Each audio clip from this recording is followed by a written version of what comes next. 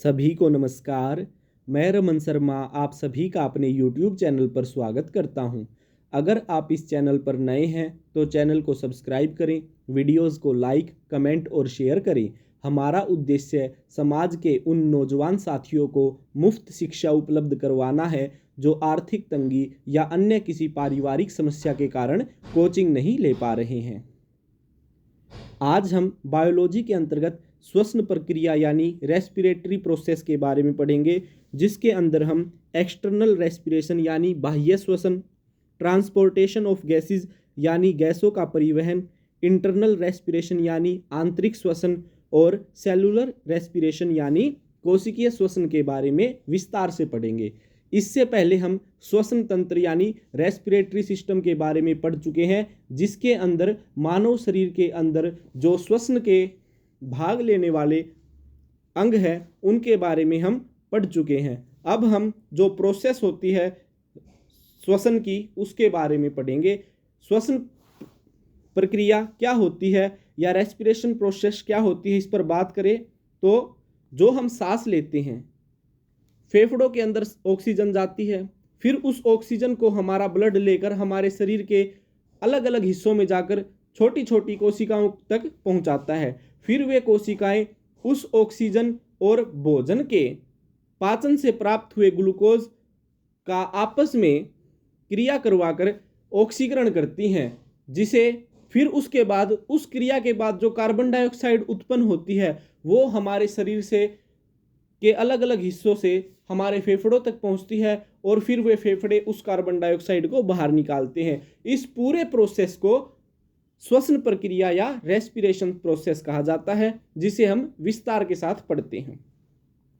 श्वसन की प्रक्रिया को 4 भागों में बांटा जा सकता है: बाह्य श्वसन, गैसों का परिवहन, आंतरिक श्वसन और कोशिकीय श्वसन। इनको विस्तार के साथ पढ़ते हैं। सबसे पहले बात करें बाह्य श्वसन या एक्सटर्नल रेस्पिरेशन के बारे में, तो बाह्य श्वसन के अंतर्गत प्राणियों का वायुमंडल से ऑक्सीजन व कार्बन डाइऑक्साइड का आदान प्रदान होता है। जो हमारा वायुमंडल है, जब हम सांस लेते हैं तो इस वायुमंडल से ऑक्सीजन हमारे अंदर जाती है और जब सांस छोड़ते हैं तो कार्बन डाइऑक्साइड बाहर निकलती है। इस प्रक्रिया को क्या कहा जाता है? बाह्य श्वसन कहा जाता है। फेफड़ों में होने वाले गैसीय विनिमय को बाह्य श्वसन कहते हैं। जब हम सांस लेते हैं तो अंदर ऑक्सीजन गई, बाहर छोड़ते हैं कार्बन डाइऑक्साइड गई, यानी इन गैसों के लेन देन या विनिमय को क्या कहा जाता है? श्वसन कहा जाता है। कौन सा? बाह्य श्वसन। इसमें जब ऑक्सी हीमोग्लोबिन कोशिकाओं में पहुंचता है तो ऑक्सीजन विमुक्त होती है। अब बात करें ऑक्सी हीमोग्लोबिन क्या होता है। जब हम सांस लेते हैं तो ऑक्सीजन हमारे फेफड़ों में पहुंचती है। उस ऑक्सीजन को अलग अलग शरीर के हिस्सों तक कौन लेके जाएगा? ब्लड लेके जाएगा। ब्लड के अंदर हीमोग्लोबिन होता है। हीमोग्लोबिन ऑक्सीजन को अपने साथ लेकर जाता है। तो हीमोग्लोबिन और ऑक्सीजन जब एक साथ मिलते हैं तो ऑक्सी हीमोग्लोबिन बनता है। और जब ये ऑक्सी हीमोग्लोबिन कोशिकाओं में पहुंचता है तो ऑक्सीजन वहां पर जाकर विमुक्त यानी फ्री हो जाती है। और जब वहां पर पहुंचती है तो उसे खाद्य पदार्थों यानी जो हमने खाया है उससे जो ग्लूकोज प्राप्त हुआ है उसके साथ ऑक्सीजन मिलकर ऑक्सीकरण करती है, जिससे हमारे शरीर में ऊर्जा बनती है। तो बाह्य श्वसन क्या होगा? ऑक्सीजन को अंदर लेना और कार्बन डाइऑक्साइड को बाहर छोड़ना, यानी गैसों के विनिमय को बाह्य श्वसन कहा जाएगा। नेक्स्ट बात करते हैं गैसों का परिवहन, ट्रांसपोर्टेशन ऑफ गैसेस। ऑक्सीजन तथा कार्बन डाइऑक्साइड गैसों को फेफड़ों से शरीर की कोशिकाओं तक पहुंचाना तथा पुनः फेफड़ों तक वापस आने की क्रिया को गैसों का परिवहन कहा जाता है। बाह्य श्वसन के अंदर क्या हुआ? हमने सांस लिया, फेफड़ों तक ऑक्सीजन आ गई, सांस छोड़ा, बाहर चली गई। लेकिन इसके बीच जो प्रोसेस हुई, जब हमने सांस लिया ऑक्सीजन हमारे फेफड़ों में आई, हमारा ब्लड ऑक्सीजन को लेकर हमारे शरीर के विभिन्न कोशिकाओं तक गया, फिर उन कोशिकाओं ने उस ऑक्सीजन के साथ क्रिया की। उसके बाद जो कार्बन डाइऑक्साइड बनी वो हमारे फेफड़ों तक वापस आई और फिर हमने सांस छोड़ा। यानी जो गैस हमारे फेफड़ों से शरीर के विभिन्न अंगों तक गई थी उसके बाद फिर से फेफड़ों तक पहुंची है। ये फेफड़ों से शरीर के अलग अलग हिस्सों तक जाना और वापस आना, इसे क्या कहा गया है? गैसों का परिवहन या ट्रांसपोर्टेशन ऑफ गैसेस कहा गया है। नेक्स्ट, श्वसन क्रिया में गैसों का परिवहन रक्त परिसंचरण तंत्र की सहायता से होता है। तो क्वेश्चन पूछेगा कि मानव शरीर में श्वसन क्रिया के दौरान गैसों का परिवहन किसकी सहायता से होता है? रक्त परिसंचरण तंत्र यानी ब्लड सर्कुलेशन या ब्लड सर्कुलेटरी सिस्टम के द्वारा होता है। नेक्स्ट, ऑक्सीजन का परिवहन हीमोग्लोबिन के द्वारा होता है। काफी बार एग्जाम्स में क्वेश्चन पूछा गया है, मोस्ट इंपॉर्टेंट क्वेश्चन है। ऑक्सीजन का परिवहन कौन करता है? हीमोग्लोबिन करता है। हीमोग्लोबिन के अंदर हिम नामक लौह तत्व पाया जाता है। जब भी किसी के अंदर हीमोग्लोबिन की कमी होती है तो उसके अंदर आयरन की कमी बताते हैं डॉक्टर और उसे एनीमिया रोग होता है। तो हीमोग्लोबिन की कमी से या आयरन की कमी से कौन सा रोग होता है? एनीमिया रोग यानी रक्त क्षीणता रोग होता है। नेक्स्ट, कार्बन डाइऑक्साइड का परिवहन कोशिकाओं से फेफड़ों तक हीमोग्लोबिन के द्वारा केवल 10 से 20% तक ही हो पाता है। देखिए, जब हमने सांस अंदर ली, हमारे फेफड़ों में ऑक्सीजन चली गई, उस ऑक्सीजन को हीमोग्लोबिन ने अपनी कमर पे बैठाया और शरीर के अलग अलग हिस्सों तक ले गया। मान लीजिए पैर का अंगूठा है, इस पैर के अंगूठे के अंदर कोशिका तक हीमोग्लोबिन ऑक्सीजन को लेकर आया। फिर उस अंगूठे की कोशिका ने उस ऑक्सीजन के साथ जो हमने भोजन किया था उसके पाचन से जो ग्लूकोज प्राप्त हुआ उनका ऑक्सीकरण करवाया। जब उसका ऑक्सीकरण करवाया तो उसके बाद प्रोसेस जो हुआ उसमें कार्बन डाइऑक्साइड बनी। अब ये जो कार्बन डाइऑक्साइड है, कार्बन डाइऑक्साइड तो हमारे शरीर के अंदर काम की नहीं है क्योंकि ये जहरीली गैस है, इसलिए इसे शरीर से बाहर निकालना है। तो अंगूठे से पहले कहाँ लेके आनी पड़ेगी? फेफड़ों में लेके आनी पड़ेगी कार्बन डाइऑक्साइड, और फिर कार्बन डाइऑक्साइड हमारी सांस के द्वारा बाहर निकलेगी। तो फेफड़े तक कैसे आएगी? आपको पता है कि गैसों का परिवहन कौन करता है हमारे शरीर में? रक्त परिसंचरण तंत्र करता है। अब हीमोग्लोबिन ऑक्सीजन को तो ले गया, लेकिन वापिस आते वक्त थोड़ी सी कार्बन डाइऑक्साइड भी लेके आता है। कितनी मात्रा लेके आता है? 10 से 20% तक ही लेके आ पाता है। अब बाकी बची हुई कार्बन डाइऑक्साइड शरीर से बाहर कैसे निकलेगी उसके बारे में जानते हैं। कार्बन डाइऑक्साइड प्लाज्मा में घुलकर, ये खुलकर लिख रखा है, यहाँ आएगा घुलकर, घुलकर कार्बोनिक अम्ल बनता है। जो हमारे ब्लड के अंदर प्लाज्मा होता है, आपको पता है कि हमारे ब्लड में 60% प्लाज्मा होता है। कार्बन डाइऑक्साइड प्लाज्मा के अंदर मिल जाता है तो वो बनता है कार्बोनिक अम्ल या कार्बोनिक एसिड बनता है। कार्बोनिक एसिड के रूप में कार्बन डाइऑक्साइड हमारे शरीर से 7% निकल जाती है। 10 से 20% तो हीमोग्लोबिन ने निकाल दी, 7% प्लाज्मा के साथ मिलकर कार्बोनिक अम्ल बनी और 7% कार्बन डाइऑक्साइड शरीर से बाहर निकल गई।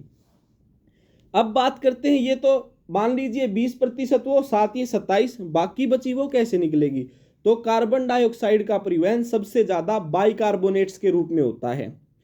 लगभग 70% हिस्सा कार्बन डाइऑक्साइड का बाइकार्बोनेट के रूप में हमारे शरीर से निकलता है। अब ये बाइकार्बोनेट कैसे बनता है? तो बात करते हैं। कार्बन डाइऑक्साइड रक्त के पोटेशियम से मिलकर पोटेशियम बाइकार्बोनेट का निर्माण करती है। तो क्वेश्चन पूछेगा कि जब कार्बन डाइऑक्साइड ब्लड के पोटेशियम से मिलती, यानी ब्लड के अंदर जो पोटेशियम होता है उसके साथ मिलती है तो क्या बनाती है? पोटेशियम बाइकार्बोनेट का निर्माण करती है। फिर कार्बन डाइऑक्साइड रक्त के सोडियम के साथ मिलकर सोडियम बाइकार्बोनेट का निर्माण करती है। तो क्वेश्चन पूछेगा कि जब कार्बन डाइऑक्साइड ब्लड के सोडियम के साथ मिलती है तो क्या बनाती है? सोडियम बाइकार्बोनेट का निर्माण करती है। तो पोटेशियम बाइकार्बोनेट और सोडियम बाइकार्बोनेट के रूप में कार्बन डाइऑक्साइड हमारे शरीर के अलग अलग हिस्सों से फेफड़ों तक पहुंचती है। कितने प्रतिशत? 70%। इस तरह से सारी कार्बन डाइऑक्साइड हमारे फेफड़ों तक पहुंच जाती है और फिर हम सांस के द्वारा उसे बाहर निकाल देते हैं। तो ये था गैसों का परिवहन। ले जाना भी आप समझ गए होंगे और उसे वापस लेकर आना भी समझ गए होंगे। अब बात करते हैं आंतरिक श्वसन के बारे में, जिसे इंटरनल रेस्पिरेशन कहते हैं। शरीर के अंदर रुधिर व उत्तक द्रव्य के बीच गैसीय विनिमय होता है जिसे आंतरिक श्वसन कहते हैं। अब देखिए, आप सभी को पता है कि हमने सांस लिया, फिर उस सांस ली हुई ऑक्सीजन को फेफड़ों से ब्लड शरीर के अलग अलग हिस्सों तक ले गया। जब शरीर कोशिका तक वो ऑक्सीजन पहुंचाता है, जब ब्लड उस ऑक्सीजन को कोशिका तक पहुंचाता है, तो बीच में जो लेन देन का उत्तक द्रव्य के साथ रक्त का जो गैसीय विनिमय होता है उसे आंतरिक श्वसन कहते हैं। अब वो ऑक्सीजन कहाँ पहुंच गई? कोशिका के पास। अब कोशिका उसका श्वसन करेगी, जिसके बारे में पढ़ेंगे अब कोशिकीय श्वसन में। कोशिकीय श्वसन को सेल्यूलर रेस्पिरेशन भी कहते हैं। खाद्य पदार्थों के पाचन के फलस्वरूप प्राप्त ग्लूकोज का कोशिका में ऑक्सीजन द्वारा ऑक्सीकरण किया जाता है। इस क्रिया को कोशिकीय श्वसन कहते हैं। यानी कोशिका के पास जो ऑक्सीजन पहुंची और कोशिका के पास पहले से भोजन के पाचन से ग्लूकोज जो प्राप्त हुआ था उसका और ऑक्सीजन का क्रिया हुई, जिससे क्या बना? ऑक्सीकरण हुआ। और इसको क्या कहा जाता है? कोशिकीय श्वसन कहा जाता है। कोशिकीय श्वसन दो प्रकार का होता है, ऑक्सी श्वसन जिसे एरोबिक रेस्पिरेशन कहते हैं, दूसरा होता है अनोक्सी श्वसन जिसे एनएरोबिक रेस्पिरेशन कहते हैं। इनके बारे में विस्तार से पढ़ते हैं। मोस्ट इंपॉर्टेंट टॉपिक है, एग्जाम्स में काफ़ी बार पूछे जाते हैं, तो इन्हें इग्नोर ना कीजिएगा। थोड़े बोरिंग टॉपिक हो सकते हैं लेकिन इंपॉर्टेंट है। बात करते हैं ऑक्सी श्वसन यानी एरोबिक रेस्पिरेशन के बारे में। एरोबिक रेस्पिरेशन ऑक्सीजन की उपस्थिति में होता है। तो क्वेश्चन पूछेगा कि कोशिका के अंदर ऑक्सीजन की उपस्थिति में कौन सा श्वसन होता है? ऑक्सी श्वसन होता है। ऑक्सी श्वसन कहाँ पर होता है? माइटोकॉन्ड्रिया के अंदर होता है। ऑक्सी श्वसन के फलस्वरूप कार्बन डाइऑक्साइड, जल तथा 38 एटीपी ऊर्जा उत्पन्न होती है। जब भी ऑक्सी श्वसन होता है जिससे हमें ऊर्जा प्राप्त होती है, मान लीजिए कि आपके पास गन्ना है, गन्ने से आप क्या निकालेंगे? रस निकालेंगे। तो जब गन्ने की मशीन के अंदर गन्ना डालोगे तो रस अलग निकलेगा और जो कचरा है यानी जो सूखा हुआ उसका पदार्थ है गन्ने का वो अलग निकलेगा। इसी प्रकार से जब ऑक्सी श्वसन होता है तो उससे तीन चीजें प्राप्त होती है, कार्बन डाइऑक्साइड, जल यानी वाटर और ऊर्जा। कितनी ऊर्जा प्राप्त होती है? 38 एटीपी। अब बात करेंगे अनोक्सी श्वसन के बारे में जिसे एनएरोबिक रेस्पिरेशन कहा जाता है। जब आपको पता है कि ऑक्सी श्वसन ऑक्सीजन की उपस्थिति में होता है तो अनोक्सी श्वसन ऑक्सीजन की अनुपस्थिति में होगा। यानी जहां पर ऑक्सीजन एब्सेंट होती है वहां पर अनोक्सी श्वसन होता है। जब अनोक्सी श्वसन की प्रक्रिया पूरी हो जाती है तो उसके बाद में क्या बनता है? पाइरुविक अम्ल यानी पाइरुविक एसिड बनता है। अनोक्सी श्वसन में ग्लूकोज बिना ऑक्सीजन के मांसपेशियों में लैक्टिक एसिड बनाता है। जब हमारे शरीर के अंदर ऑक्सीजन की कमी हो जाती है तो हमारी कोशिकाओं के अंदर अनोक्सी श्वसन यानी एनएरोबिक रेस्पिरेशन होता है। तो जब हमारे शरीर की वो ऑक्सीजन ना हो और श्वसन फिर भी कोशिका कर रही हो तो ग्लूकोज का क्या बनेगा? लैक्टिक एसिड बन जाएगा। इसीलिए कई बार हमारी मांसपेशियों के अंदर ऐंठन और मांसपेशियों में दर्द किस कारण होता है? अनोक्सी श्वसन से उत्पन्न हुए लैक्टिक एसिड से होता है। तो क्वेश्चन पूछा जाता है कि मांसपेशियों के अंदर ऐंठन किसकी वजह से होती है? लैक्टिक एसिड की वजह से होती है। अनोक्सी श्वसन में ग्लूकोज बैक्टीरिया व यीस्ट की कोशिकाओं में इथाइल अल्कोहल में विघटित हो जाता है। बैक्टीरिया और यीस्ट की कोशिका जो होती है उसके अंदर अनोक्सी श्वसन होता है और इस अनोक्सी श्वसन के फलस्वरूप इथाइल अल्कोहल बनती है जिससे शराब भी बनाई जाती है। इसे क्या कहा जाता है? इस प्रक्रिया को शर्करा किण्वन या शुगर फर्मेंटेशन कहते हैं। नेक्स्ट अब ग्लाइकोलिसिस के बारे में पढ़ेंगे। ग्लाइकोलिसिस क्या होता है? जब श्वसन होता है, श्वसन के फलस्वरूप जो चीजें हमें प्राप्त होती है उस पूरी प्रक्रिया को ऑक्सी श्वसन में भी और अनोक्सी श्वसन में भी जो पूरी प्रक्रिया घटित होती है उसे ग्लाइकोलिसिस कहते हैं। ग्लाइकोलिसिस का अध्ययन सर्वप्रथम एम्बडेन, मेयरहाफ व पार्सन ने किया था। तो क्वेश्चन पूछेगा कि ग्लाइकोलिसिस का अध्ययन सबसे पहले किसने किया? एम्बडेन, मेयरहाफ व पार्सन ने किया था। इसी कारण से ग्लाइकोलिसिस को ईएमपी पथ या ईएमपी पाथ भी कहा जाता है। तो क्वेश्चन पूछेगा कि ईएमपी पाथ किसे कहा जाता है? ग्लाइकोलिसिस को कहा जाता है। ग्लाइकोलिसिस में ऑक्सीजन की अनुपस्थिति में ऊर्जा मुक्त होती है। जब ग्लाइकोलिसिस की प्रक्रिया होती है, यानी मान लीजिए कि हमारे शरीर के अंदर ऑक्सीजन की कमी हो गई है, उस समय ग्लाइकोलिसिस की प्रक्रिया हो जाए तो क्या मुक्त होगी? ऊर्जा मुक्त होगी। ग्लाइकोलिसिस अवस्था ऑक्सी व अनोक्सी दोनों प्रकार के श्वसन में उपस्थित होती है। चाहे ऑक्सी श्वसन हो या अनोक्सी श्वसन हो, दोनों के अंदर ग्लाइकोलिसिस अवस्था होती है। और इस प्रक्रिया के अंदर दोनों के अंदर जो क्रिया होती है वो एक समान होती है, यानी जिस प्रकार से अनोक्सी श्वसन में ग्लाइकोलिसिस होगा उसी प्रकार से ऑक्सी श्वसन में भी होगा। तो ग्लाइकोलिसिस प्रक्रिया अनोक्सी श्वसन व ऑक्सी श्वसन दोनों में एक समान होती है। नेक्स्ट बात करते हैं, ग्लाइकोलिसिस प्रक्रिया को आरंभ करने में 2 अणु एटीपी व्यय होता है। यानी जब भी हमारे शरीर के अंदर ग्लाइकोलिसिस प्रक्रिया शुरू होती है तो हमारी ऊर्जा के 2 एटीपी खर्च हो जाते हैं, और जब ये प्रक्रिया पूरी होती है तो प्रक्रिया के अंत में 4 अणु एटीपी प्राप्त होते हैं। यानी पहले काम करने के लिए मान लीजिए कि हमने 2 रुपए लगाए बिजनेस में और उसके बाद हमें 4 रुपए मिले, यानी 2 रुपए लगाकर हमने एक पेन बनाया और उस पेन को 4 रुपए में बेच दिया, तो हमें फायदा कितने का हुआ? 2 रुपए का हुआ।